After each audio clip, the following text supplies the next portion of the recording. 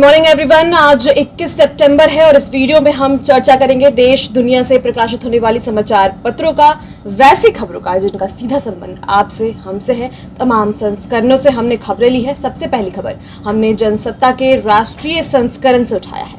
इसमें लिखा है कि पंजाब में चन्नी ने संभाली कमान, रंधावा और सोनी उप मुख्यमंत्री। पंजाब के राज्यपाल बनवारी लाल पुरोहित ने सोमवार को चमकौर साहिब से विधायक चरणजीत सिंह चन्नी को राज्य के 16वें मुख्यमंत्री के रूप में शपथ दिलाई। चन्नी के अलावा दो अन्य विधायकों सुखजिंदर सिंह रंधावा व ओपी सोनी को कैबिनेट मंत्री की शपथ दिलाई गई। रूसी विश्वविद्यालय में गोलीबारी, 8 की मौत, 28 लोग घायल। मुठभेड़ में घायल होने के बाद संदिग्ध हिरासत में। रूस के पर्म शहर के एक विश्वविद्यालय में सोमवार सुबह एक बंदूकधारी ने गोलीबारी की, जिससे 8 लोगों की मौत हो गई जबकि 28 अन्य घायल हो गए। अधिकारियों ने यह जानकारी दी। गृह मंत्रालय ने कहा कि पुलिस के साथ मुठभेड़ में घायल होने के बाद संदिग्ध को हिरासत में ले लिया गया है। उसकी पहचान या संभावित मकसद के बारे में फिलहाल कोई भी जानकारी उपलब्ध नहीं है। वीडियो में कुछ छात्र दोमी जिला इमारत की खिड़की से कूदते भी दिखे थे। अखाड़ा परिषद अध्यक्ष ने सुसाइड नोट छोड़ा, शिष्य आनंद गिरी हिरासत में। सनसनी, महंत नरेंद्र गिरी मठ में मृत मिले। अखिल भारतीय अखाड़ा परिषद के अध्यक्ष महंत नरेंद्र गिरी की सोमवार शाम लगभग 4:30 बजे लालपुर बागवारी मठ में संदिग्ध हालात में मौत हो गई। पुलिस के अनुसार महंत नरेंद्र गिरी ने मठ के एक कमरे में फांसी लगा ली। वह कुछ पिछले दिनों से तनाव में थे। हालांकि उनके अनुयायी इसे हत्या का मामला उतारे हैं। कमरे से एक सुसाइड नोट भी मिला जिसमें उनके शिष्य आनंद गिरी समेत कुछ लोगों के नाम हैं। इसे देखते हुए हरिद्वार पुलिस ने आनंद को हिरासत में ले लिया और उनकी भूमिका जांची जा रही है। छात्र पढ़ाई करें, स्कूल खोलने का फैसला राज्य करेंगे, सुप्रीम कोर्ट ने कहा। दिल्ली में स्कूलों को फिर पहले की तरह खोलने के लिए दायर याचिका को सुप्रीम कोर्ट ने खारिज कर दिया और कहा कि छात्र पढ़ाई पर ध्यान दें, स्कूल कब खोले जाएं यह राज्य देखे। यह याचिका 12वीं के छात्र ने दायर की थी और कहा था कि स्कूल को पर्याप्त सुरक्षा उपायों के साथ ही खोला जाए। फाइजर का टीका बच्चों के लिए भी सुरक्षित पाया गया। दुनिया भर में बच्चों में कोरोना संक्रमण के बढ़ते मामले के बीच राहत भरी खबर।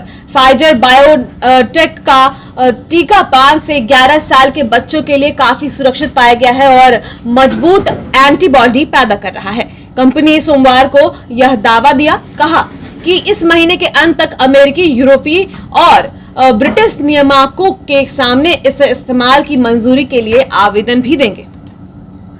मेरे संगठन का एक एक रुपया जीवन बचाने में लगेगा, सोनू सूद ने कहा। केंद्रीय प्रत्यक्ष कर बोर्ड सीबीडीटी द्वारा अभिनेता सोनू सूद और उनके संगठन पर 20 करोड़ रुपए की कर चोरी का आरोप लगाए जाने के बाद अभिनेता ने सोमवार को कहा कि उनके संगठन का एक एक रुपया जरूरतमंद और अनमोल जीवन को बचाने के लिए अपनी बारी का इंतजार कर रहा है। अपने परिसरों और उनसे संबंध लोगों के खिलाफ पिछले सप्ताह में कई बार हुई छापेमारी के बाद पहली बार अभिनेता ने कहा कि कुछ खास मेहमानों की खातिरदारी में व्यस्त थे, इसलिए वह पिछले 4 दिनों से लोगों की सेवा नहीं कर पाए।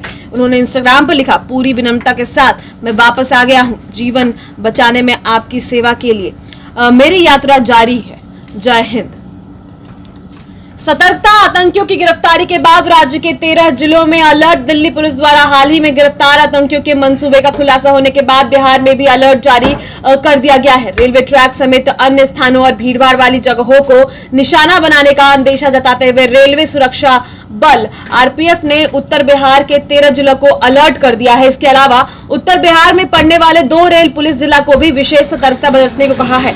आरपीएफ की ओर से जारी किए गए अलर्ट के बाद इन जिलों में खासी चौकसी बताई जा रही है, बरती जा रही है और भी डिटेल्स जो है वो आगे बताए जा रहे हैं। आसार मानसून राज्य से 10 अक्टूबर को विदा होगा। बिहार से मानसून इस बार 10 अक्टूबर को विदा होगा। मौसम विभाग केंद्र पटना के मुताबिक सबसे पहले मानसून छपरा से 6 अक्टूबर को विदा लेगा। पटना में अब तक मानसून के लौटने की तिथि 3 अक्टूबर थी, जो अब 8 अक्टूबर कर दी गई है। गया से 3 की जगह अब 9 अक्टूबर को मानसून की विदाई होगी, जबकि सबसे आखिरी में पूर्णिया से 10 अक्टूबर को मानसून की विदाई निर्धारित की गई है। वायरल बुखार का कहर, सूबे में 8,482 बच्चे अस्पताल पहुंचे, 67 भर्ती किए गए। बिहार के विभिन्न सरकारी अस्पतालों में सोमवार को वायरल बुखार से पीड़ित 8,482 बच्चे आउटडोर चिकित्सा कक्ष में इलाज के लिए पहुंचे। इनमें 67 गंभीर रूप से बीमार पाए गए बच्चों को इलाज के लिए भर्ती किया गया है।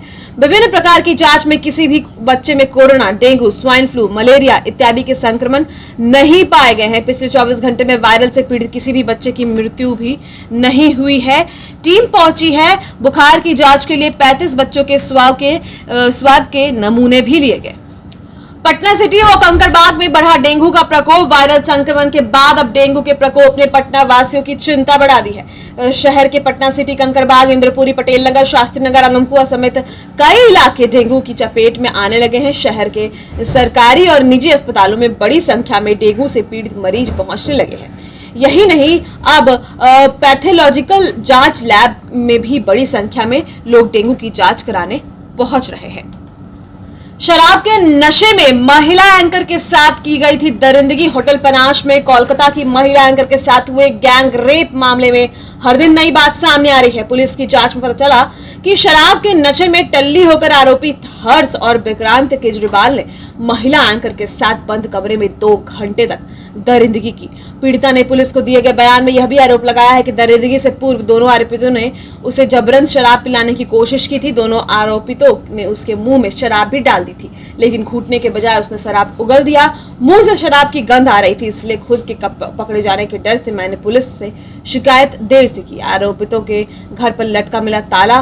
केस की आईईओ अर्चना सिन्हा ने बताया कि दोनों आरोपितों की तलाश की जा रही है। अब तक उनके ठिकानों पर 4 बार छापेमारी कर चुकी है। हर बार छापेमारी में उनके घर पर ताला लटका मिला। उनके परिजन भी घर से फरार मिले। उनके खिलाफ कोर्ट से गिरफ्तारी वारंट मिल गया है। पकड़े नहीं जाने पर उनके संपत्ति की कुकरी जब्ती की जाएगी। केस दर्ज होने के बाद दोनों आरोपितों के मोबाइल नंबर सर्विलांस पर ट्रेस किए जाएंगे। तो फिलहाल आज के अखबारों से इतना ही। आगे और भी खबरों के लिए न्यूज़ PR के साथ आज दिन भर बने रहें। बहुत बहुत धन्यवाद।